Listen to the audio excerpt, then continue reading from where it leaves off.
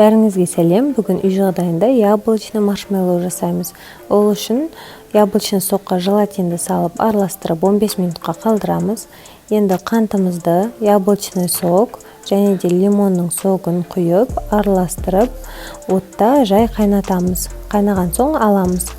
Және де желатинімізді осылай бір араластырып алып, үстіне сиропымызды аз-аздан құйып, араластырып, көпіртетін боламыз. Қоюланғаннан соң, по желанию краситель қоссаңыз болады. Мен қостым. Осындай болып қоюлану қажет. Енді ыдысымызға салафан салып, астын майлап, осылай құйып шығамыз. Және де бетін осылай жауып қоямыз. Салафанды міндетті түрде майлау қажет. Енді 2 сағатқа қалдырамыз. 2 сағат өтті. Енді кукурузный крахмал мен сахарный пудраға осылай малып алатын боламыз. Енді осылай ұзыннан кесіп шығамыз барлығын. Енді осылай аунатып шығамыз барлық жеріне тигізіп.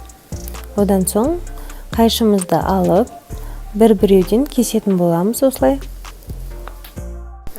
Біздің домашний яблочный маршмеллоуымыз дайын.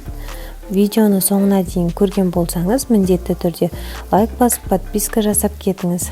Ас болсын!